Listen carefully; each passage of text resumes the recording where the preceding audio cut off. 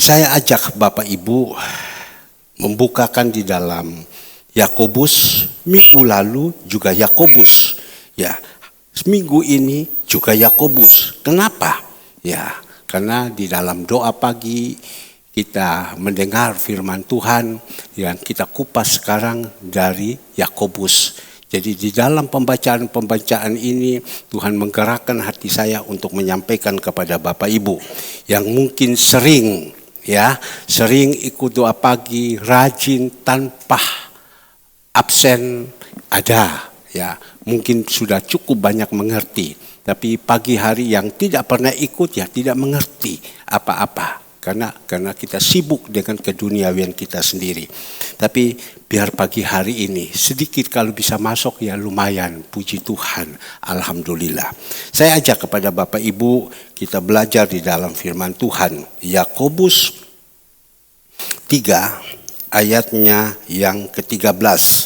Yakobus 3 ayatnya yang ke-13, hikmat yang dari atas. Ya. Yakobus 3 ayatnya yang ke-13 ya. Mari dari atas. Hikmat yang dari atas. Siapakah di antara kamu yang bijak dan berbudi? Baiklah ia dengan cara hidup yang baik, menyatakan perbuatannya oleh hikmat yang lahir dari kelemah lembutan.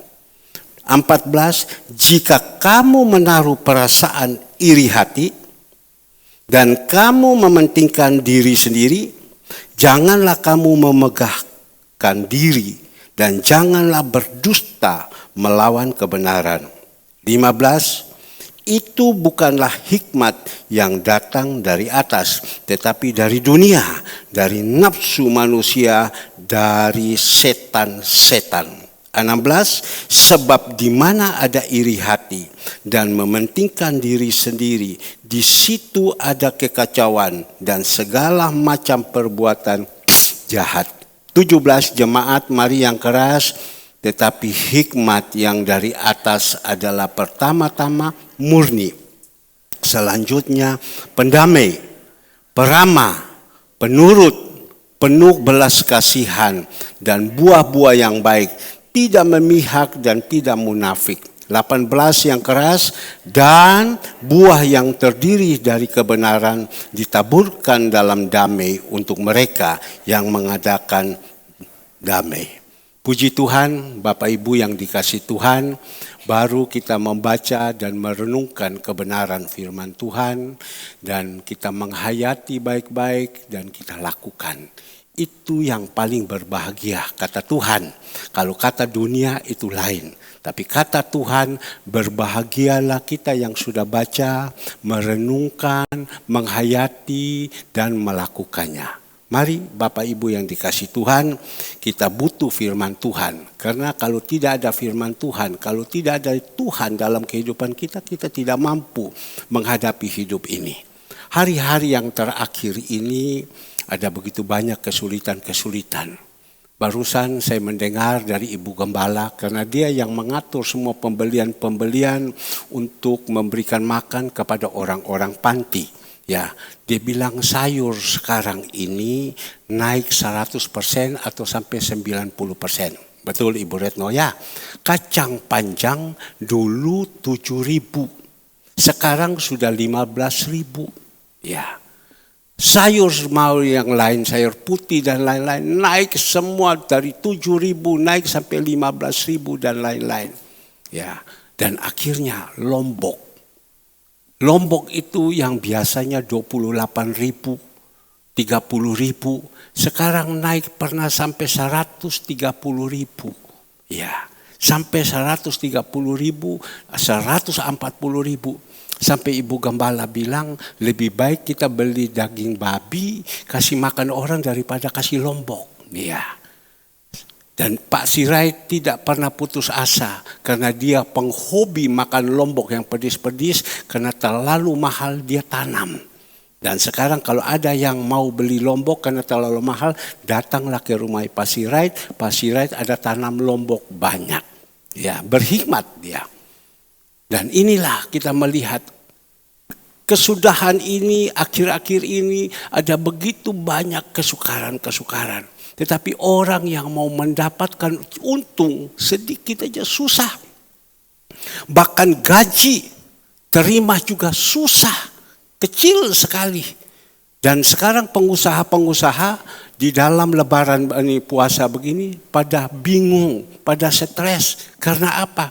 Mereka di dalam pertengahan bulan 3 mereka harus memberikan kepada pegawai-pegawainya yaitu uang THR.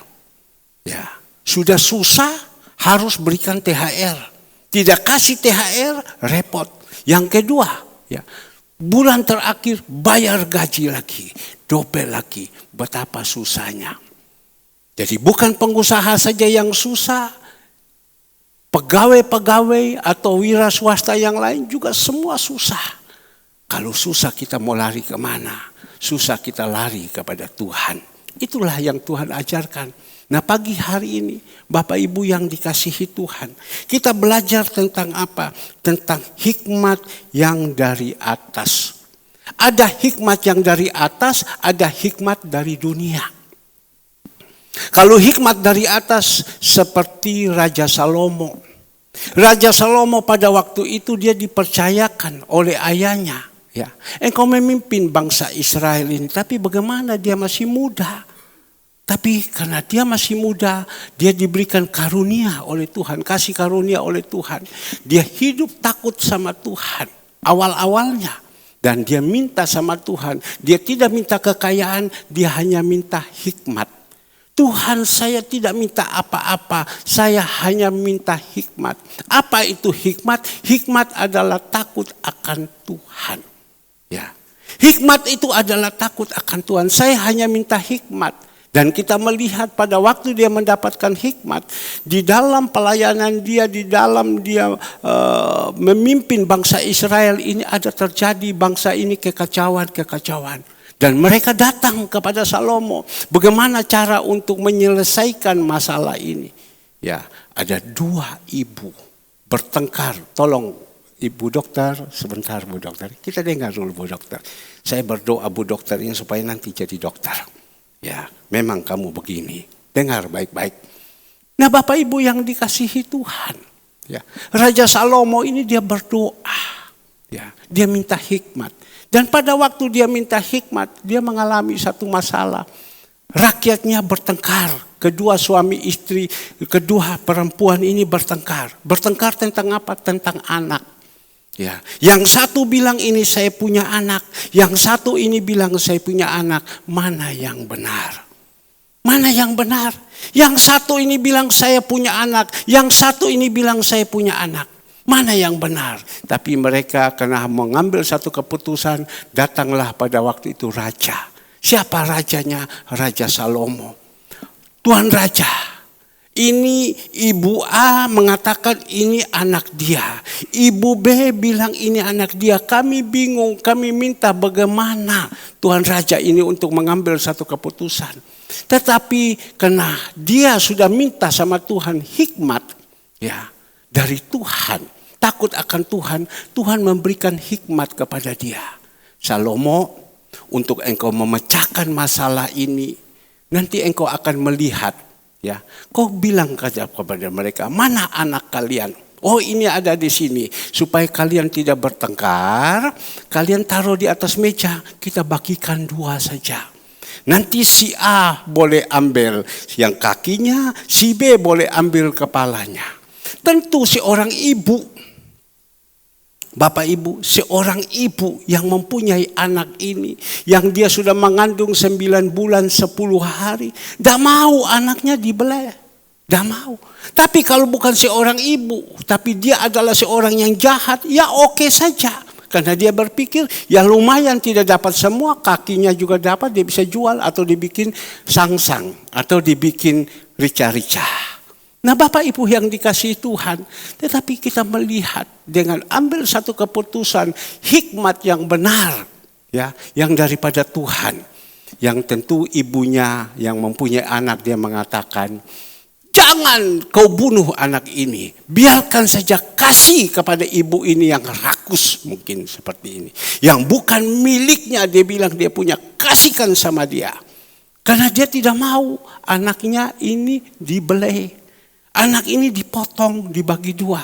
Nah di situ Raja Salomo tahu bahwa yang benar ibunya ini adalah ibu yang larang tidak boleh belai.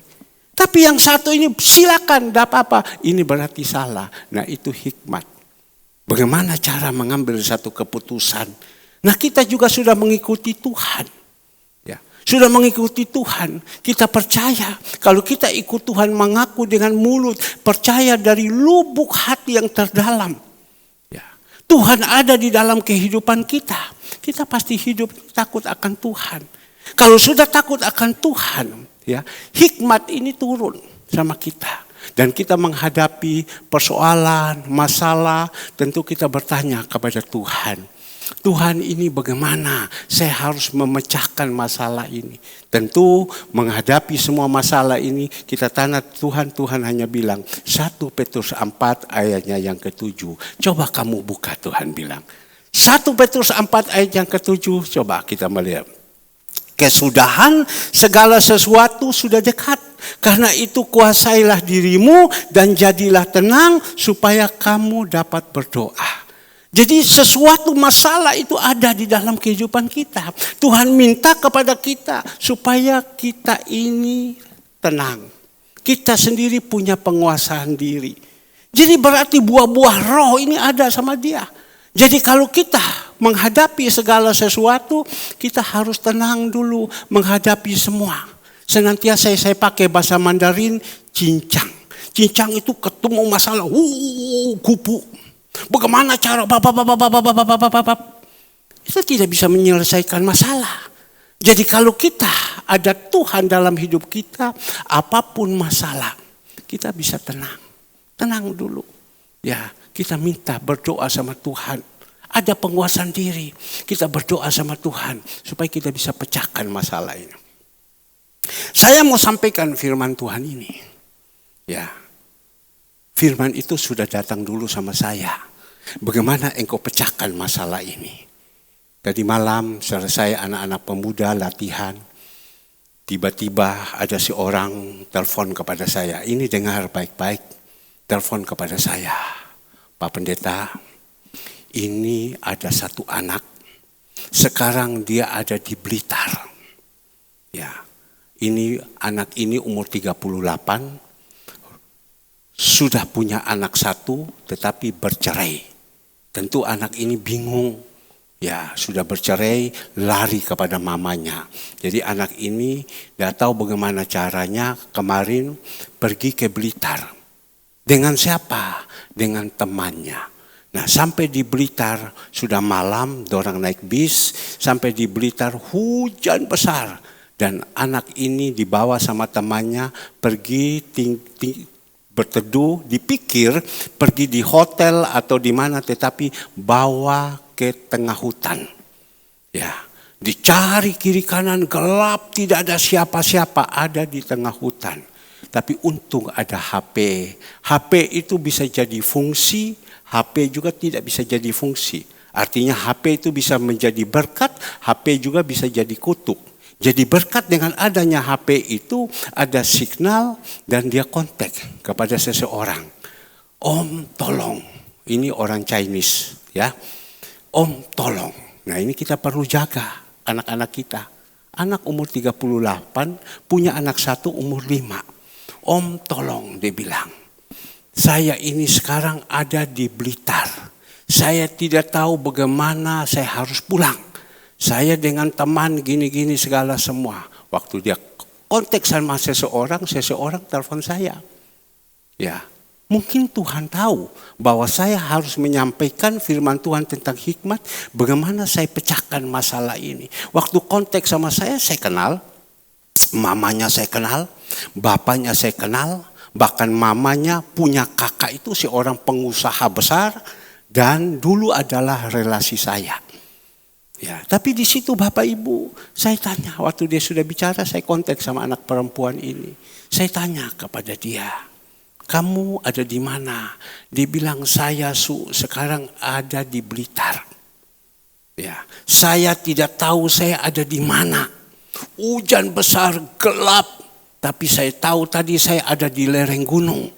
Waduh, anak perempuan. Habis sudah tidak usah banyak bicara. Tolong saya, keluarkan saya dari sini. Sebab sekarang ini kan banyak orang-orang jahat kan. Mereka ajak pergi dan mereka bawa ke hutan. Sesudah bawa ke hutan dia perkosa di sana atau dibunuh di sana kan banyak. Maka itu hari-hari akhir zaman ini kita banyak hati-hati. Orang tua juga mawasi dirinya sendiri dan juga anak-anak kita.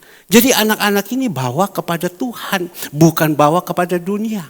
Dan akhirnya Bapak Ibu yang dikasih Tuhan, waduh ini bagaimana? Dan dia bilang, tolong saya, keluarkan saya. Ya, saya berpikir Blitar, bagaimana ini? Saya telepon Pak Daniel, tidak angkat. Karena Pak Daniel kan dari Blitar. Ini Pak Daniel ada dengar sekarang. Halo Pak Daniel. Saya telepon Romo FX Kuang, tidak diangkat juga. Saya telepon Vina, tidak angkat juga. Semua, karena kebanyakan banyak orang itu kalau ditelepon tidak pernah angkat. Ya, tapi kalau dia punya masalah, dia cepat angkat. Tapi kalau tidak punya kebutuhan, dia tidak mau angkat. Dan banyak anak-anak yang saya telepon Vina, tidak angkat juga. Tuhan, bagaimana? Teleponlah David. Saya telepon David, dengaran. Biasanya dia tidak pernah angkat, tapi itu malam dia angkat. Kenapa? Dia bilang, saya bilang mana saya tidak mau ganggu bapaknya. Mana kau punya om yang namanya FX Pak Kuang ini. Ya, waduh dia lagi keluar. Tolong saya bilang, saya telepon dia tidak angkat. Kamu tolong sebentar Kuang telepon saya. Kenapa Pak Herman, ada apa? Saya tanya sama dia, ini di Blitar ada teman saya punya anak perempuan umur 38 tahun. Dia tidak tahu ini posisinya. Di Sherlock, wah ini desa dia bilang. Ya. Tapi di situ saya ini kan tidak berpandai untuk main HP. Saya lemparkan kepada anak saya lemparkan kepada mantu saya. Persis pada waktu itu ada berempat mereka. Saudara Naldi, Kesia, Andre, Catherine. Tolong kamu urus. Orang kalau tidak punya hikmat bagaimana? Mana ada orang bisa mau pergi ambil sama dia di tengah hutan? Siapa ini? Dan puji Tuhan, mereka dengan tenang semua mereka urus, ketemulah Grab. Ya, untuk jemput. Tapi Grab ini takut, benar apa tidak? Dan mereka yang memberikan keyakinan, Pak saya ini pendeta, saya ini tolong Bapak pergi. Ya, ambilkan dia di sini dan dijelaskan. Singkat cerita, punya rayu karena pergi menuju ke hutan. Jauh ini dia bilang. Kamu tolong dulu, kamu ambilkan orang ini, bawa keluar. Ya, bawa keluar. Dan mereka kontak travel untuk jemput jam 12 bisa ambil. Singkat cerita Bapak Ibu diurus. Ya, sampai sudah Grabnya datang, semua sudah datang, tinggal ambil dia. Papa mamanya tidak menyetujui, ini malam berbahaya. Tapi kan anaknya sudah ngomong, tolong saya, keluarkan saya. Kita tanya kenapa dan dia bilang, tidak usah nanti kita bicara. Kan bisa terjadi mau orang perkosa atau bagaimana, hati-hati. Jadi papa mamanya tidak mengizinkan untuk dibawa keluar. Ya sudah. Secara manusia kita jengkel. Ya, kita sudah tolong datangkan Grab dengan susah payah dan kita sudah bayar semua dan masalah bayar kemudian tidak ada masalah. Tapi waktu sampai di sana mau ambil sama dia tidak dikasih. Cuma saya hanya berdoa. Tapi tadi malam dia punya mama, om pendeta bisa tolong kirim uang kasih anak saya. Anak saya tidak pegang uang. Nah ini juga perlu berhikmat. Kita harus berdoa tanya sama Tuhan. Ya, kita yang sudah punya hikmat, ada kasih, pasti kita tolong kasih dia uang. Tapi bagaimana? Anak ini posisinya ada di mana? Anak ini ada posisi di tengah hutan. Ya. Rumah yang betul tersudut. Tidak ada siapa-siapa di sana. Kita kirimkan uang untuk apa? Tapi kalau kita kirim uang, kalau dia dalam posisi perampokan, dirampok, bagaimana? Berarti tambah lagi dana kasih dia. Jadi saya bilang jangan dikasihkan dulu uang. Kita sudah atur, ambilkan dia dan nanti kita bayar semua di Surabaya. Kan sudah bisa, komitnya seperti itu. Tapi mamanya minta tolong. Tapi saya bilang, kenapa engkau tidak kirim sendiri uang? Ya saya ini uangnya ada di bank. Saya tidak punya m-banking. Saya harus pergi ke ATM baru saya kirim besok pagi. Ya sudah. Saya bilang, bukan saya tidak mau kasih. Tetapi kalau saya kasih ini uang, nanti uang ini dirampok, diambil orang, ATM-nya diambil. Tapi kalau dia sudah ada di ATM mau butuh uang, kita saat itu kita kirim. Itu detik juga uang masuk dia bisa pakai. Tapi karena orang tidak tenang hidupnya, bingung terus kirim uang. Fungsinya kirim uang untuk apa? Ya. Dan pagi-pagi kita cek kembali, dia sudah sewa mobil sekian ratus ribu untuk bawa dia ke Surabaya. Ya, Bapak Ibu yang dikasihi Tuhan, kita berdoa, kita bersyukur. Ya, kita bersyukur. Karena hari-hari ini banyak sekali kejahatan, tetapi kalau kita punya hikmat daripada Tuhan, kita bisa pecahkan masalah ini dengan baik. Pagi hari ini, firman Tuhan katakan di dalam dalam ibadah ini pagi ini. Coba kita lihat di dalam Yakobus 3 dikatakan di sini dalam ayat 13, siapakah di antara kamu yang bijak dan berbudi? Siapa di antara kita ini jemaat Tuhan yang berhikmat dan berbudi? Ya. Siapa di antara kita ya yang bijak dan berbudi? Bijaksana. Orang yang takut akan Tuhan, kalau roh Tuhan ada di dalam hidup kita, pasti dia lakukan semua dengan bijaksana. Ya. Dan berbudi. Pekerti akhlak yang baik. Menurut Bapak Kris Jami, sarjana hukum, sarjana ekonomi, sarjana semua, dia katakan kepada saya, Pak Pendeta, sekarang ini sekolah-sekolah sudah tidak benar. Karena dulu dia bagian pendidikan. Tidak keluarkan lagi pelajaran tentang budi pekerti untuk mendidik anak-anak ini. Ya, untuk supaya anak-anak bisa jadi yang baik. Sudah tidak keluarkan pelajaran budi pekerti lagi. Tetapi di sini kita melihat siapakah di antara kamu yang bijak dan berbudi. Nah Bapak Ibu yang dikasihi Tuhan, teristimewa saya yang menyampaikan firman. Apakah saya ini jadi orang bijak, berbudi, akal budi apa tidak? Di depan ini kan kita mau makan dan minum tubuh dan darah Yesus. Orang kalau tidak bijak dan berbudi, percuma kita makan. Percuma, tidak ada gunanya.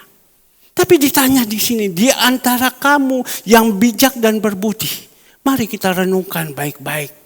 Selama kita ikut Tuhan sekian lama, saya sudah 30 tahun ikut Tuhan. Apakah sudah hidup takut akan Tuhan? Apa tidak? Kita melihat. Baiklah ia dengan cara hidup yang baik.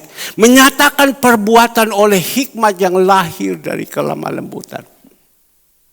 Jadi dikatakan di sini, siapakah di antara kamu yang bijak dan berbudi? Baiklah ia dengan cara hidup yang baik. Ya, hidup yang baik. Kita hidup yang baik. Tadi kita melihat saudara Alundra. Ya, dia punya mama bilang, jangan dulu, belum bisa pacaran. Nanti umur 30 dulu.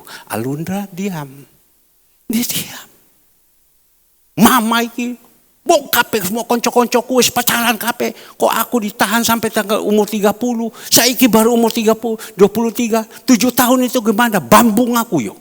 Mama itu ya opo. Tapi karena sudah dididik di dalam Tuhan. Mulai dari sekolah minggu dididik. Karakter yang begitu hitam pada waktu itu dibalikkan. Dan dia diam. Ya iya mah. Iya mah. Nak jangan dulu Maya. Durung waya ya. Kamu nak. Kamu pacaran. Kamu kerja dulu. Habis kalau sudah dapat uang. Kamu kuliah nak ya. Ojo sampai SMP saja, ojo sampai SMA, kumpul uang itu, kuliah dulu Maya, takut sama Tuhan, nanti Tuhan tolong. Ya, kita melihat anak-anak kita. Ibu Evi atur anak-anaknya dengan begitu luar biasa. Orang tua pada waktu itu tidak mampu untuk sekolahkan anak, kuliahkan anaknya 3-3. Disuruh dulu, Sabrina, kamu kuliah. Ya, Talia, kamu kuliah. Adikmu biar dulu tahan 1 tahun. Papa mama tidak mampu untuk kasih kuliah. Jadi kasih kuliah adik kakak-kakaknya dulu semua. Sudah kuliah selesai, sekarang dia kuliah. Maka itu saya bilang kamu jadi orang jangan sombong ya. Baru naik mobil Avanza kamu tidak boleh sombong. Nanti Tuhan kasih kau Alphard tambah jadi angkat kepala lagi. Jangan ya, tertawa saja. Dia tertawa karena sudah dididik. Coba anak-anak kita kalau belum tidak dididik takut sama Tuhan dia pasti musuh. Dia pasti marah. Kenapa harus berbicara begini? Kenapa harus bicara begini? Tersinggung saya, jengkel saya. Segala semua. Itu karena masih hidup dalam kedagingan. Maka itu pagi hari ini. Dikatakan siapa di antara kamu yang bijak dan berbudi. Baik ialah dengan cara hidup yang baik. Ya, menyatakan perbuatan oleh hikmat yang lahir dari kelemah lembutan. Coba kita melihat Galatia 5 ayatnya ke-24. Ya, Galatia 5 ayat ke-24. Ya, coba 5 ayat 20. Barang siapa menjadi Kristus Yesus 23. Ya, 23. Kelemah lembutan, ambil 22 dulu. Ya, 22. Tetapi buah roh ialah kasih, sukacita, damai sejahtera, kesabaran, kemurahan, kebaikan, kesetiaan. Lanjut ayat 24, kelemah lembutan. Ya. Jadi kembali lagi tadi firman Tuhan. Jadi kalau kita sudah ikut Tuhan, dikatakan di sini kelemah lembutan itu ada. Lemah lembutan itu bukan hanya dengan perkataan saja, tetapi dengan perbuatannya juga. Lemah lembut. Saya melihat kemarin anak ini pada waktu dia terjadi, dia ini ada di ini, dia punya mama bicara sama saya. Mamanya bicara dengan saya, dia omong dengan lemah lembut. Ya, dia adalah jemaat di mana tempat kita sekolah. Ya, dulu kita sekolah yang ada di Taman Simpang ya. Dia jemaat sudah 30 tahun di sana. Ya. Dia bilang banyak yang lari ke sini, lari sana. Tapi dia bilang saya tidak mau. Saya sudah ada di payung sini, saya tetap ada di sini. Jadi kemarin waktu mamanya ya, mengalami persoalan ini, dia berbicara dengan lemah lembut. Ya, saya sempat tegaskan kepada dia. Dia bilang Pak Pendeta, ya tolong ya, mohon maaf ya, mengganggu ya. Ya. Bicara dengan lemah lembut. Karena apa? Ada firman banyak yang dia dapat. Ada firman banyak dia dapat. Maka itu kemarin dia berbicara sama saya. Saya diajak untuk pergi kemana-kemana. Banyak yang lari kemana-mana. Dia bilang saya tidak. Saya tetap di dalam payung gembala saya. Sudah 50 tahun lebih saya berjemaat di sana. Saya taat, saya setia. Nah kembali lagi dikatakan di sini. Siapakah di antara kamu yang bijak dan berbudi? Baiklah ia dengan cara hidup yang baik. Menyatakan perbuatannya dengan hikmat yang lahir dari kelemah lembutan. Jadi kita jadi anak-anak Tuhan. Kalau sudah ada buah roh dalam hidup kita. Tentu kita jadi manusia bukan manusia yang kasar. Ya. Bukan manusia yang jahat, tapi jadi manusia yang dikuasai oleh roh Tuhan. Karena ada roh Tuhan, maka roh Tuhan itu ada dan kita menjadi orang-orang yang bijaksana. Bapak Ibu yang dikasihi Tuhan, pagi hari ini kita diajarkan, ya, kita lihat apa yang diajarkan kepada kita. Lanjut di dalam ayatnya yang ke-14. Jika kamu menaruh perasaan iri hati dan kamu mementingkan diri sendiri, janganlah kamu memegahkan diri dan janganlah berdusta melawan kebenaran. Dikatakan jika kamu menaruh perasaan iri hati. Ya, orang yang iri hati itu adalah yang masih hidup dalam Galatia, daging. Coba kita lihat Galatia 5 ayat 19. Ya, Galatia 5 ayat yang 19. Ya, perbuatan daging telah nyata, yaitu pencabulan, kecemaran, hawa nafsu. Ya, hawa nafsu, penyembahan berhala, sihir, perseteruan, perselisihan, iri hati, amarah, kepentingan diri sendiri, pencederaan, roh pemecah. Lanjut. Ya, kedengkian, kemabukan, pesta pora dan sebagainya. Terhadap semuanya ini kuperingatkan kepada kamu seperti yang telah kubuat dahulu, bahwa barang siapa melakukan hal-hal yang demikian, ia tidak akan mendapatkan bagian dalam kerajaan Allah. Jadi kalau kita ini hidup di dalam kedagingan, ya, seperti tadi ada 11, ya, di situ. Jangan kita bermimpi. Ini kan firman Tuhan. Ya dan amin. Kita tutup mata di dunia, kita bermimpi kita lihat surga di atas. Jangan kita bermimpi berkat dari surga itu datang kepada kita. Karena apa? Hidup dalam kedagingan. Orang yang hidup dalam kedagingan iri hati. Coba kita renungkan pagi hari ini. Kembali lagi. Apakah ada di dalam hati kita iri? Kenapa orang ini begini? Kenapa orang ini begini? Kenapa lebih diperhatikan? Kenapa kita kok tidak? Itu kan iri. Kenapa dia bisa begini? Kenapa dia tidak bisa dia begini? Ya. Dia bisa, saya bisa. Itu kan iri. Saudara Alex senantiasa omong, Pak Herman bisa, saya juga bisa. Kenapa? Ya, dia tidak bekerja, tapi kok dia bisa. Saya juga bisa. Dengan catatan bisa harus ada buah-buah roh dalam hidup kita. Harus ada buah-buah roh. Ya, itu bukan iri, itu memacu kita. Dia bisa, saya bisa. Tapi bukan dengan kedagingan kita lawan. Ada banyak orang dengan kedagingan kita. Lawan dengan paksaan semuanya. Kena serakah.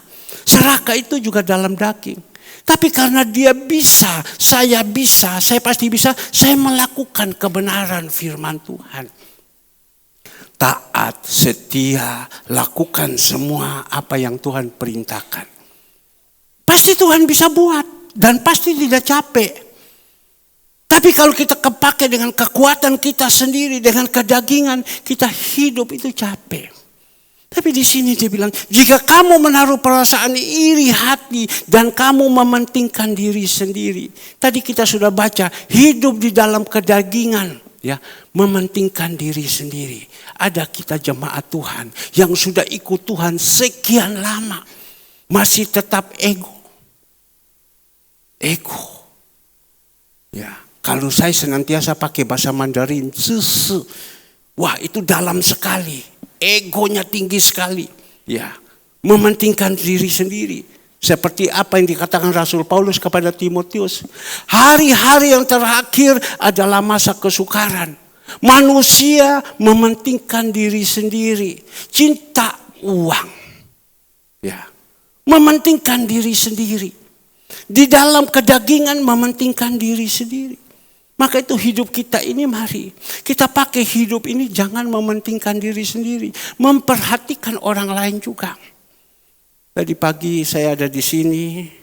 Ya tadi malam saya sudah diomongi.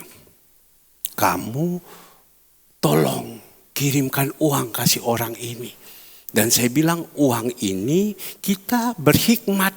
Kita kasih, jangan sembarang kita kasih. Tanya dulu sama dia. Dia sekarang posisi di mana? Kalau dia sekarang masih posisi di dalam cengkeraman orang di sana, jangan kita kirimkan uang. Tapi kalau seumpama dia sudah keluar dari cengkeraman itu dan dia ada di ATM, dia perlu untuk makan karena tidak punya uang, kita kirim. Kok ambil sudah itu uang. Tapi kalau sekarang kita kirim, dia masih dalam cengkeraman di sana, ya jangan. Tapi kalau dia bilang, saya untuk mau bayar taksi atau mau bayar apa segala semua, bisa. Dengan caranya kita bantu sama dia. Macam tadi malam, waktu kita sewa Grab ke sana, suruh bayar, kita bayar dari Surabaya. Sudah sampai di Surabaya, sampai di sana mau ambil orang tuanya, anak ini bilang jangan, tidak mau, mama suruh tidak boleh malam. Ya sudah, tidak apa-apa. Tapi sekarang minta uang, ya kita harus berhikmat. Ya, berhikmat. Tapi saya tanya dulu sama mamanya, kamu punya uang, saya punya uang. Dan tadi malam saya dengar macam begitu, karena minta uang, saya telepon kakaknya. Saya bilang, kau punya ponaan ada masalah begini. Ya, jadi sekarang bagaimana? Dia ada minta uang, jangan dibilang. Uang itu untuk adik saya sudah tanggung 50 tahun. Apa yang dia butuhkan saya sudah tanggung semua. Kalau uang dia tidak kekurangan apa-apa. Jangan engkau tolong dengan uang. Ya, saya sudah siapkan semua. Tinggal dia ambil dan di rekening dia ada ratusan juta. Saya sudah kasih. Apalagi akhir bulan saya sudah kirim uang sama dia. Jadi tidak usah. Kita berhikmat. Tapi Bapak Ibu yang dikasihi Tuhan, kamu memegahkan diri, jangan berdusta melawan kebenaran. Maka itu Bapak Ibu yang dikasihi Tuhan, Yakobus mengatakan jika kamu menaruh perasaan iri hati, apakah ada di antara kita, terutama saya, mempunyai iri hati dengan siapa-siapa? Tidak. Saya hanya bagaimana caranya saya bisa menasihati orang dan dia bisa menjadi baik, itu saya senang. Ya, barusan ini Bapak Ibu, sudah ada kurang lebih 10 hari. Ada seseorang berkata kepada saya, dia bilang begini, Pak, ini kan sekarang di luar ini penipuan banyak sekali ya, sistem pakai AI. Ya, ini uang kalau kamu kasih sekian banyak, nanti kamu akan terima sekian banyak. Dan pada waktu itu orang itu tergiur dan dia sudah video call dengan orangnya, bicara langsung. Masa kasih uang 5 juta dapat uang 10 miliar? Kan tidak masuk akal. Ya kan? Coba masuk akal apa tidak? Dengan pakai alasan orang-orang Kristen, orang-orang Katolik, kamu menabur, ya nanti kamu akan terima. Dia tanya, berapa saya harus kasih? Kau kasih 5 juta. Nanti engkau terima 10 miliar. Dia punya tujuan baik. Saya dapat uang 10 miliar, saya akan berbuat begini. Kasih tolong A, B, C, D, C. Ya, bagus kan? Saya tidak pakai ini uang. Dia bilang, saya bantu ini orang-orang. Tapi saya bilang sama dia, jangan. Ini penipuan. Ini penipuan. Jangan ya, jangan. Tetapi namanya orang ini kan sekarang dia tidak ikut zaman sekarang ini. Pakai AI, pakai mukanya orang, pakai suara orang bisa menipu. Saya bilang jangan. Saya coba tanya kepada saudara Anda, Bapak ini bohong, hati-hati. Kalau kita kasih kita punya nomor rekening, kita kasih kita punya KTP, dia bisa sedot semua uang-uang kita. Hati-hati. Dan akhirnya Bapak Ibu yang dikasihi Tuhan, saya ngomong kepada dia. Tapi dia berusaha, namanya orang berbaik hati. Saya dapat 10 miliar, saya kasih sama Henry untuk beli mobil Alphard. Henry kepingin mau beli Alphard. Henry angkat kepala. Saya dapat uang 10 miliar, saya mau kasih sama Alundra Lindung. Ya. Saya kasih 10 miliar, saya mau ikut seperti Om Pendeta. Kasih makan ini orang-orang. Bagus. Tapi pada waktu itu saya bilang jangan, tidak boleh.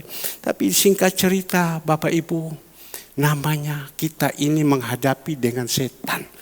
Setan itu mengaum-ngaum mencari orang yang siap ditelan. Ya, jadi pada waktu itu saya larang dan lain-lain, dia sempat ngambek. Setan itu kan dia tidak berhasil, dia ngamuk. Dia mengamuk melalui siapa? Melalui orang itu. Ngamuk sama saya.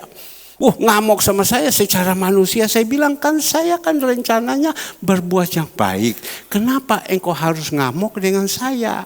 Tapi sudah, saya telepon sudah tidak mau dan lain-lain. Dan singkat cerita, ada orang yang pergi ke sana, dia ceritakan dia punya kepahitan dan lain-lain segala semua. Dan orang itu berbicara sama saya. Pada waktu itu berbicara sama saya, secara manusia, saya dagingnya saya juga. Ini kan masih hidup di dunia, dagingnya ini. Loh, saya bilang saya kan mau berbuat baik. Kenapa dia harus ngamuk sama saya? Dia udah tidak suka sama saya, sudah kata-kata tidak enak. Tapi saya tahu itu dari setan. Tapi pada waktu itu malam jam 6 tiba-tiba ada orang telepon sama saya. Dia bilang hari ini ulang tahun saya dengan suami saya. Saya undang engkau satu keluarga datang makan di rumah saya. Waduh. Makan di rumah saya, tapi saya harus, dia orang ini yang undang sama saya, rumahnya 3 rumah dengan orang ini yang marah sama saya. Pada waktu itu marah sama saya, jadi saya bilang, aduh saya mesti pergi, daging tidak bisa terima, berjuang di dalam ini untuk buat saya marah. Tapi untung ada penolong. Penolongnya siapa? Istri. Istri bilang kalau engkau tidak bisa mengampuni orang itu karena engkau berbuat yang baik ini, berarti percuma engkau khotbah. Itu bahasa yang menusuk kepada saya. Kalau engkau tidak bisa mengampuni apa yang kau sampaikan, ya semuanya, dan sekarang kau tidak bisa mengampuni, percuma engkau khotbah, tidak ada gunanya. Itu kan menusuk. Tapi daging saya ini tidak terima, ya. Manusia, kadang daging, hamba Tuhan, daging tidak terima. Singkat cerita Bapak Ibu, saya coba berkonseling dengan beberapa hamba-hamba Tuhan senior dan juga di antara jemaat. Dan dia bilang, kalau Bapak bisa pergi dan berdamai sama dia, itu berarti Bapak sudah rebut jiwanya kembali dari tangan iblis. Oke, saya bilang, kamu doakan saya. Sesudah itu kami berangkat. Pergi kan ada yang undang makan. Di dalam perjalanan saya bertanya kepada istri saya. Apakah dari situ 3 rumah saya perlu pergi ke sana? Saya pergi, saya tanya lagi dengan anak-anak saya. Ada yang bilang tidak, ada yang bilang ikut gini-gini. Tapi saya ambil satu kesimpulan. Saya pergi. Pergi ini daging saya harus lawan. Kedagingan ini yang kalau mati ini masuk neraka. Saya harus lawan. Sesudah itu saya sampai di sana, kami makan, berdoa dulu karena dia ulang tahun, kami makan. Pada waktu kami makan selesai, hati lihat di situ ada sate babi, ada sarang burung, ada macam-macam babi hong, babi panggang, macam-macam koloke, kolobak, kolonyet, ada semua. Tapi saya tidak kepingin makan, saya hanya kepingin pergi ke sana. Nah pada waktu itu saya makan sedikit. Yang punya rumah bilang, kenapa kamu kok kesusu? Saya bilang, saya mau pergi ke sana. Dan pemilik rumah yang undang saya, dia bilang, kamu begini. Kau hebat, dia bilang. Kau bisa mematikan ke daging kami. Katargiokan dagingmu. Saya pergi Bapak Ibu. Ingat, pada waktu saya pergi tapi masih ada di dalam hati. Dalam hati itu omong apa? Kalau dia tidak buka pintu, kau pulang sudah. Berarti engkau sudah menang. Pulang sudah. Kau bel sama dia, dia tidak buka pintu. Atau kau pergi masuk ke rumahnya, dia kena kepahitan sama kau. Dia tidak. Sudah, dia bilang, kau pulang sudah. Ya, setan suruh. Tapi Tuhan bilang, tidak. Dagingmu Herman dikatargiokan. Dimatikan. Kau harus ketemu dengan dia. Nah singkat cerita Bapak Ibu, saya gedor, pembantunya buka. Saya tanya, adakah Bapak atau adakah Ibu yang kepahitan sama saya? Apakah dia ada di dalam? Ada Pak. Lagi ngapain? Lagi nonton TV atau nonton YouTube. Saya pergi dengan istri, ya saya buka pintu. Buka pintu, tak kita lihat. Waktu saya masuk di kamarnya dia, sebelumnya dia punya kepahitan yang begitu luar biasa. Ya, sama saya. Tapi waktu saya masuk di situ, roh Tuhan itu masuk pegang dia. Oh, Bapak Pendeta, saya tidak marah dengan Bapak Pendeta. Saya tidak ini. Saya datang sama dia, saya hanya peluk. Saya mengasihi kau. Saya cium sama dia. Untung dia bukan perempuan. Kalau dia perempuan, ya tapi ada istri saya. Saya cium sama dia. Dia laki-laki. Dia langsung diam. Dia berbicara A sampai Z. Saya bilang, saya mengasihi engkau. Saya mengasihi engkau. Menang. Dah gampang. Sesudah itu saya doakan, saya putuskan semua. Karena apa? Hidup kita ini masih dikuasai oleh daging. Masih dikuasai oleh setan. Tapi disitulah jadi pemenang. Nah, Bapak Ibu yang dikasihi Tuhan. Dikatakan di sini, jika kamu menaruh perasaan iri hati. Kalau kita masih ada iri hati, berarti masih ada setan di dalam kehidupan kita. Ya, nanti kita lihat. Dan kamu mementingkan diri sendiri, kalau kita ego dalam hidup ini, berarti masih ada setan dalam hidup kita. Janganlah kamu memegahkan diri dan janganlah berdusta melawan kebenaran. Keras sekali. Ya, maka itu pagi hari ini di depan kami ada tubuh dan darah Yesus. Apakah masih ada kedagingan yang mencokol di dalam kehidupan kita? Sehingga kita jadi orang itu punya sifat itu yang tidak baik. Coba kita renungkan.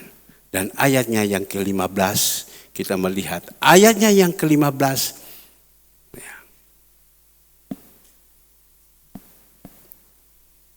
Ayatnya Yakobus 3 ayat 15. Itu bukan hikmat yang datang dari atas, tetapi dari dunia. Jadi dikatakan kalau kita punya sifat kedagingan, emosi, semua buah-buah kedagingan yang tadi Galatia 5:19 itu bukan hikmat dari Tuhan. Itu hikmat dunia. Datang dari atas tetapi dunia, dari nafsu manusia, dari setan-setan. Jadi kalau kita masih ada hidup di dalam kedagingan, itu bukan dari Tuhan. Pak, kita masih hidup di dalam dunia ini, kedagingan. Tapi Tuhan bilang matikan manusiamu yang lama. Matikan, Kolose 3 ayat 5, matikan. Coba Kolose 3 ayat 5, matikan Tuhan bilang. Ya. Karena itu matikanlah dalam dirimu segala sesuatu duniawi, yaitu pencabulan, kenajisan, hawa nafsu, nafsu jahat, dan juga keserakahan yang sama dengan penyembahan berhala. Suruh matikan. Pak, mana bisa matikan? Ya, kalau kita mengandalkan roh Tuhan dan kita kumpul dengan orang-orang yang takut akan Tuhan, bisa. Seperti tadi saya saksikan. Bagaimana orang ini dia bisa marah sama saya. Saya kan punya tujuan yang baik. Tapi kenapa dia bisa marah sama saya? Kalau sudah marah ya sudah. Dalam perjanjian lama gigi ganti gigi. Ya. Gigi ganti gigi. Ya. Lawan. Besi mengentajamkan besi. Lawan. Tapi kalau kita sudah di dalam Tuhan, Tuhan bilang matikan manusia kita yang lama ini. Karena itu matikanlah dalam dirimu segala sesuatu yang duniawi. Pencabulan, kenajisan, hawa nafsu. Ya, kadang kita jadi orang emosi tinggi ya. Ya, tapi saya melihat dari jemaat-jemaat Tuhan banyak yang sudah berubah. Yang dulu emosi itu Tuhan sudah turunkan semua. Sebab kalau kita emosi, hawa nafsu, Tuhan bilang boleh marah. Tapi jangan sampai matahari terbenam.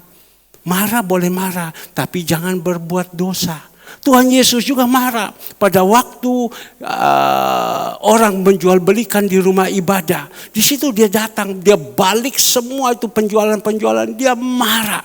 Dia pernah marah dengan ahli Taurat, orang Farisi, dia marah. Ya, tapi sudah selesai. Jangan kita simpan, kita dendam. Itu tidak baik. Maka itu Bapak Ibu yang dikasihi Tuhan. Di dalam ayatnya yang ke-15, itu bukan hikmat yang datang dari atas, tetapi dari dunia, dari nafsu manusia dan setan-setan. Ya, Coba kita periksa diri kita. Apa ada setan yang mencokol dalam kehidupan kita sehingga membuat hidup kita ini kedagingan yang begitu banyak.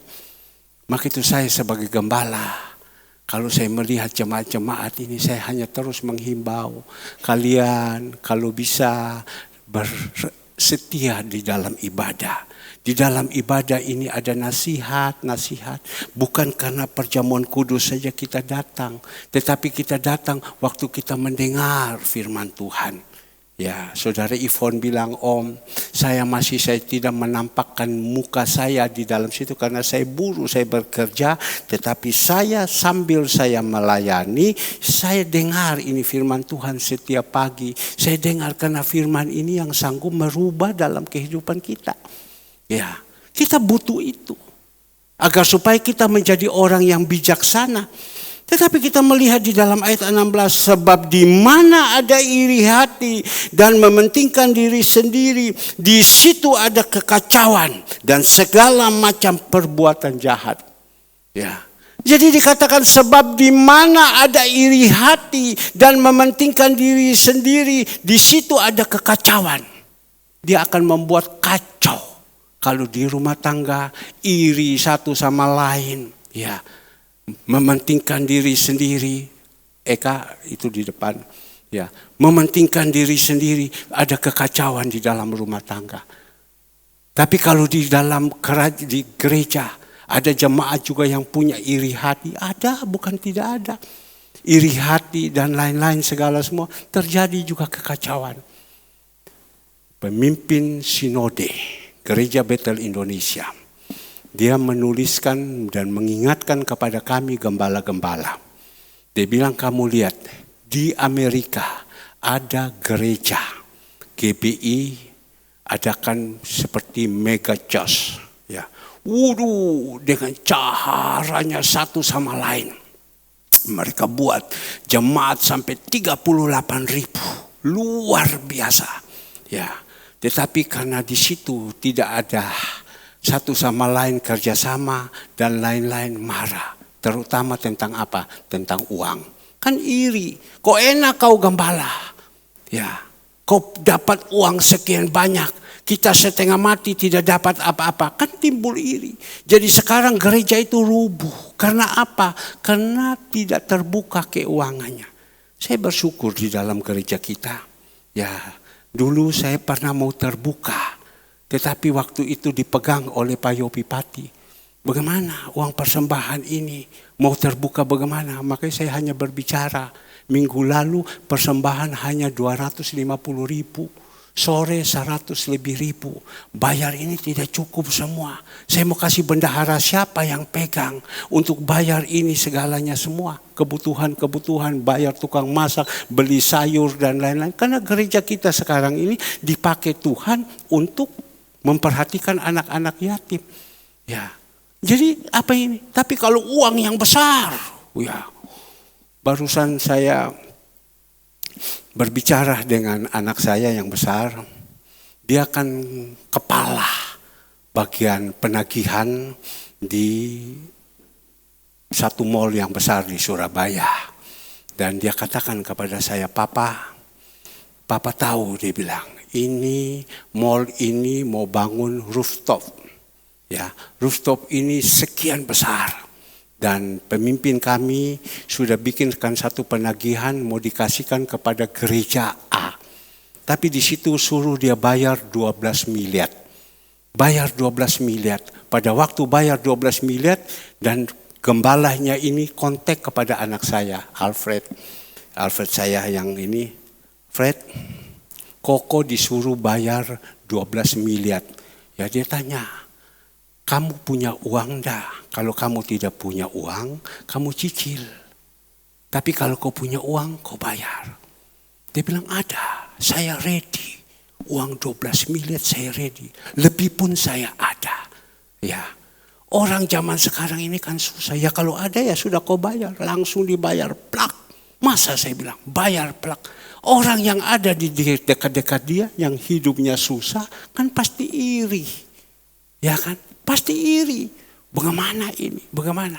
Maka saya juga senantiasa, saya beli mobil segalanya semua, saya katakan saya beli mobil bukan uang dari hasil yang ini, tetapi saya mendapatkan durian runtuh dari Tuhan yang kasih. Jadi saya beli, ya jemaat juga tidak bisa omong apa-apa. Ya paling jemaat yang sudah datang kasih perpuluhan 500.000, kami ambil uang 500.000 itu kami bawakan ke panti. Jemaat yang kasih uang perpuluhan 1 juta, kita ambil itu 1 juta, kita bayar untuk panti dan lain-lain. Dah cukup. Tapi Bapak bisa dapat macam begini bagaimana? Karena hidup kita benar. Tuhan bisa pakai dari mana saja jalan. 1 Korintus 2 ayat 9. Tuhan bisa pakai dari mana saja jalan. 1 Korintus 2 ayat 9. Tetapi seperti ada tertulis, apa yang tidak pernah dilihat oleh mata dan tidak pernah didengar oleh telinga dan yang tidak pernah timbul di dalam hati manusia, semua disediakan Allah untuk mereka yang mengasihi Dia. Maka itu Bapak Ibu, saya mengajarkan kepada Bapak Ibu, saya menghimbau kepada Ibu, ayo kasihi Tuhan. Ya, kalau kita sudah mengasihi Tuhan, ya, Tuhan akan buat yang tidak ada jadi ada. Kasihi Dia, yaitu kita datang setia, taat, lakukan apa yang Dia perintahkan, hidup bijaksana, hidup berakal budi dan lain-lain. Nanti Tuhan buat. Secara manusia kan tidak mungkin. Coba kita lihat kita punya saudara-saudara yang lain. Yang Tuhan sudah bawa. Karena mereka mengasihi Tuhan. Mereka hidup takut sama Tuhan. Tuhan buat. Yang tidak mungkin itu jadi mungkin. Gereja kita ini bagaimana bisa jalan. Bagaimana bisa membangun ini semua. Bagaimana bisa membayar listrik. Bagaimana. Dari mana? Karena kita mengasihi Tuhan. Ya. Karena kita mengasihi Tuhan. Baru-baru mau bayar listrik, ada tiba-tiba satu orang namanya Liber. Saya dah tahu tiba-tiba Liber kirim uang. Saya cari-cari siapa namanya Liber ini. Jadi uang itu bisa dipakai untuk kasih makan orang. Tuhan bisa pakai. Coba di sini coba kita lihat. Nama Liber kan tidak ada nih, nama Kaliber ada mungkin. Tapi nama Liber itu tidak ada. Tuhan bisa pakai yang namanya Liber. Saya diberitahukan, Pak, ini ada persembahan dari Bapak Liber. Ya, saya bilang, kalau begitu uang ini dibelikan apa? Dibelikan sayur. Untuk apa? Kasih makan. Puji Tuhan. Butuh-butuh apa? Tiba-tiba ini ada uang perpuluhan yang dikirimkan. Kemarin itu banyak sekali, hari Jumat itu kita kasih makan. Kita lihat begitu banyak. Tapi Tuhan bisa pakai melalui anak-anak kita. Mereka datang, bawa persembahan, persepuluhan. Kita bisa membayar listrik dan lain-lain. Sudah selesai. Ya, kenapa? Caranya Tuhan. Jadi Bapak Ibu, anak-anakku, kalian yang mengembalikan uangnya Tuhan, itu uang itu kita sudah bayar listrik. Barusan bayar listrik hampir 6 juta. Dari mana? Ya ini, kalian punya jeripaya, bekerja jadi berkat. Saya melihat di media sosial ada pertengkaran dari seorang hamba Tuhan. Hamba Tuhan ini begini, kamu akan memberikan perpuluhan. Kalau kamu berikan perpuluhan selama 6 bulan kamu tidak dibalaskan, saya akan tinggalkan itu Tuhan. Saya buang ini Alkitab. Lapor sama saya dan saya tinggalkan jadi hamba Tuhan. Saya tidak mau. Kau kasih itu perpuluhan. Satu hamba Tuhan, dia jawab begini lagi. Dia bilang betul, perpuluhan itu betul. Tetapi perpuluhan itu kewajiban kita kasih. Karena itu miliknya Tuhan. Tapi kalau kau mau bikin perpuluhan jadi pancing, itu salah. Toksik itu dia bilang. Toksik atau apa, itu toksik. Kalau kau mau agar supaya kau itu diberkati Tuhan, kau harus hidup benar. Kamu lihat dia bilang Galatia 5. Ya. Galatia 5 ayatnya yang ke-14 coba dilihat. Kamu harus hidup benar. Kalau kamu hidup benar itu benar baru. Tuhan senang sama kamu. Tapi kalau kamu tidak hidup benar tidak bisa. Galatia 5 ayat 14, sebab seluruh hukum Taurat tercakup. Galatia Ya, Galatia 5 ayat 14. Sebab seluruh hukum Taurat tercakup dalam satu firman ini, yaitu kasihilah sesama manusia seperti dirimu sendiri. Lanjut ke 15. 15, ya. Tetapi jikalau kamu saling menggigit dan saling menelan, awaslah supaya jangan kamu saling membinasakan. Ayat 16.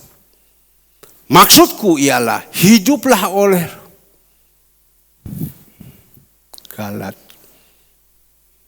Yakobus 5, Yakobus 5, mohon maaf ya. Yakobus 5 ayatnya ke-14. Coba. Yakobus 5 ayat. Kalau ada seorang di antara kamu yang sakit, baiklah ia memanggil para penatua jemaat supaya mereka mendoakan dia serta mengoleskan dengan minyak dalam nama Tuhan. Barusan hari Sabtu Saudara Alex sampaikan, ya, kita jangan sedikit-sedikit cari hamba Tuhan, sedikit-sedikit cari hamba Tuhan. Kita berusaha bertumbuh, supaya jangan kita ngeriwui lagi, dan supaya kalau kita ada masalah, kita berdoa sama Tuhan. Kita hidup benar. Jangan sedikit-sedikit cari, tapi kalau rohani kita tidak bagus, ya sudah. Kita cari hamba Tuhan, mengoleskan minyak dalam nama Tuhan. 4:15, ya. 15 kita lihat, dan doa yang lahir dari iman akan menyelamatkan orang sakit itu, dan Tuhan akan membangunkan dia, dan jika ia telah berbuat dosa maka dosanya itu akan diampuni. Lanjut 16, karena itu hendaklah kamu saling mengaku dosamu dan saling mendoakan supaya kamu sembuh. Doa yang benar bila dengan yakin didoakan sangat besar kuasanya. Jadi yang Tuhan tuntutkan kepada kita, ya, kita harus hidup benar. Kalau kita hidup benar, ya, kita berdoa sama Tuhan, itu tembus awan itu. Tuhan dengar langsung. Tapi kalau kita hidup tidak benar, Bapak Ibu malas mau ke gereja, malas yang khotbah Bapak Pendeta, malas saya lama, saya datang saja sore. Ya, tidak mau disampaikan semua, tidak mau segala semua. Tapi kalau kita dengar khotbah, ya, kita renungkan, kita rubah ini hidup. Saya ingat itu kata-kata Geo. Sampai sekarang saya ingat. Jadi saya harus berusaha matikan kedagingan saya. Jadi kalau kita hidup benar, Tuhan akan buat. Karena doa orang benar itu besar kuasanya. Mari Bapak Ibu, yang terakhir kita lihat. Di dalam yang terakhir firman Tuhan ajarkan kepada kita. Ayatnya yang ke-17. Tetapi hikmat yang dari atas adalah pertama-tama murni. Selanjutnya pendamai, peramah, penurut, penuh belas kasihan. Dan buah-buah yang baik. Tidak memihak dan tidak munafik. Saya ulangi lagi sekali lagi. Tetapi hikmat yang dari atas, ya, dari Tuhan adalah pertama-tama murni. Ya, kita berbicara, saya tidak kupaskan semua murni, selanjutnya pendamai, peramah, penurut. Ini buah-buah roh semua, penuh belas kasihan dan buah-buah yang baik, tidak memihak dan tidak munafik. Jadi kalau kita ini, ya, hikmat dari atas, simpan itu buah-buah roh.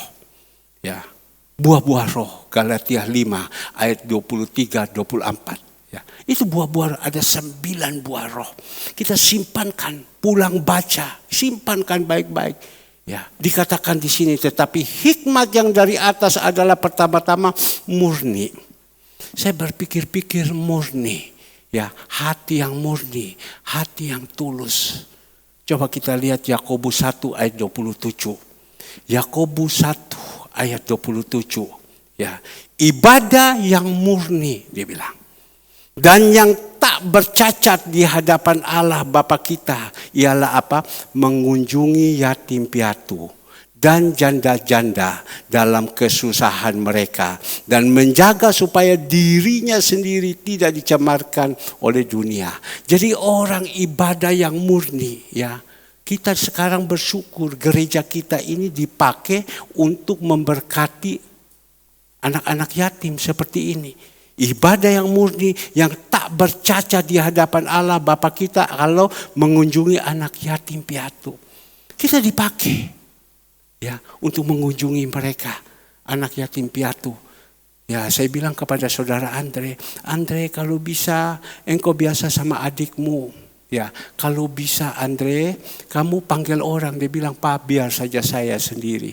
Loh kamu udah bosan dah? Tidak. Makanya kadang saya mendampingi dia. Mengunjungi anak yatim. Kalau kita sudah lakukan ini, memperhatikan ibu-ibu janda. Ini loh, ini adalah ibadah yang murni. Kita bersyukur gereja kita ini dipakai seperti ini. Secara manusia tidak mungkin. Mana bisa kita jalankan ini? Dari mana? Semua lakukan ini punya doku. Butuh uang. Dari mana? Tapi karena ini adalah ibadah yang murni kita mengunjungi. Tuhan tidak pernah terlambat. Dia siapkan terus, dia siapkan. Dan Tuhan izinkan Ibu Gembala yang penuh dengan hikmat. Bisa mengatur semua dengan baik. Ya, sekarang satu orang toh yang mengatur ini. Bukan dua. Satu orang toh, yaitu si Yani. Dia atur. Cuma sekarang dia dapat ilmu. Dapat ilmunya apa? Ibu Gembala punya ilmu kasih dia. Kau masak begini, ini tambah ini tambah ini, tambah ini. Jadi jauh lagi. Jadi sekarang dia masak cepat. Jam 10 sudah selesai Bapak Ibu. Sudah selesai jam 10. Sudah bawa. Jam 11 sudah selesai. Sekarang ini kita melihat ibadah yang murni. Bapak Ibu yang dikasih Tuhan. Bukan hanya gereja, kita juga ibadah yang murni mengunjungi anak yatim. Ya, mungkin kita tidak bisa mengunjungi karena kita sibuk dan lain-lain. Oke, Tuhan pakaikan juga dana.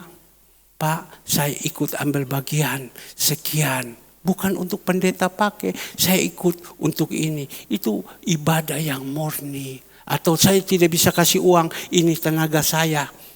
Kadang ada buah. Buah itu datang sekian banyak. 2 dos, 3 dos. Biasanya Ibu Andreas yang ambil alih semua.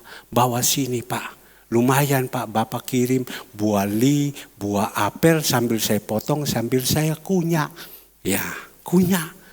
Tapi sekarang Ibu Andreas tidak ada. Ya. Tidak ada, tapi puji Tuhan katanya Dila sebentar selesai ini pergi ke sana Solo, jemput memakai jet pribadi. Betul ya hari ini ya? Jemput Ibu Andreas pulang. Betul Dila? Ya goyang kepala. Pakai jet pribadi Dila yang bawa. Yang lalu Dila pergi jemput, pergi temani mamanya. Dia pada waktu itu tidak pakai jet pribadi, pakai sepeda motor pribadi. Berangkat ke Solo. Ke Solo naik sepeda motor. Loh Dila kamu naik sepeda motor? Iya Om. Loh kok bisa naik sepeda motor? Sudah lama saya tidak naik sepeda motor. Naik dia sepeda motor.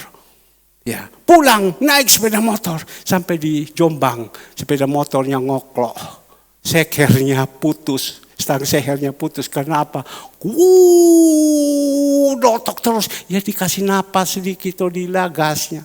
Tapi hari ini dia berangkat. Selesai tadi saya sudah dengar Dila sore tidak bisa melayani. Karena apa? Jemput mamanya. Saya bilang alhamdulillah. Jemput mamanya. Dengan apa?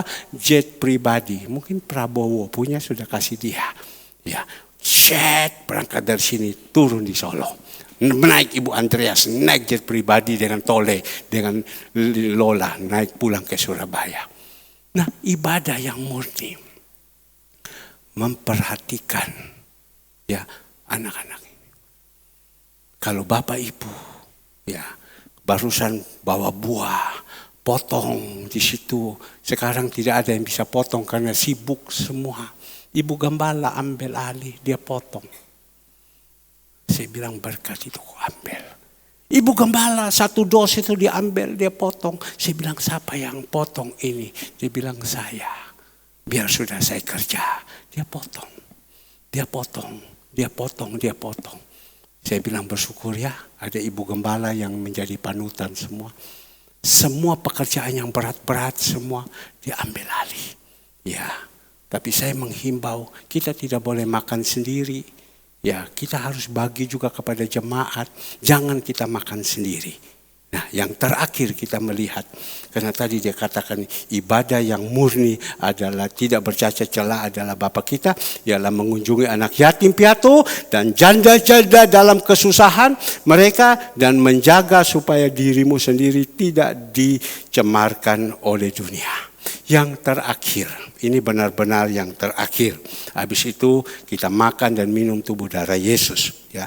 Yang terakhir di dalam ayatnya yang ke-18.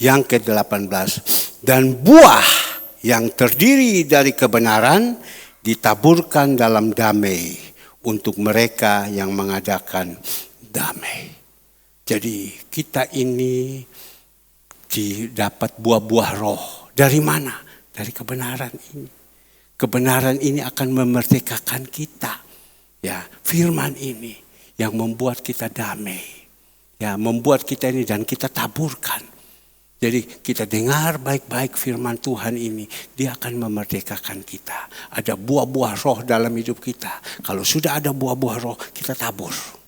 Kita tabur. Tinggal sekarang kita tabur bukan hanya tabur uang, tabur damai sejahtera dengan siapa yang ada di kiri kanan kita. Mari Bapak Ibu yang dikasihi Tuhan, saya tidak perpanjang lagi. Di depan ada tubuh dan darah Yesus yang sebentar kita akan makan dan minum. Ingat, kita periksa diri. Jangan kita sia-siakan. Saya minta pemusik singar, ayo. Ingat, makan salah enggak ada artinya. Makan benar, ya tentu kita semua kepingin makan benar. Ya, tapi kalau masih ada kedagingan dalam kehidupan kita, iri hati, amarah, kebencian dan lain-lain, percuma, tidak ada gunanya. Ya, kedagingan, kesombongan yang begitu luar biasa, percuma. Ya, kita jadi orang mari. Ya, kita jadi orang sudah ikut Tuhan. Berubahlah, katanya. Biasa Om Yusuf kalau omong, berubahlah supaya kita bisa menjadi berkat bagi banyak orang. Saya rasa sekian. Mari kita nyanyikan pujian.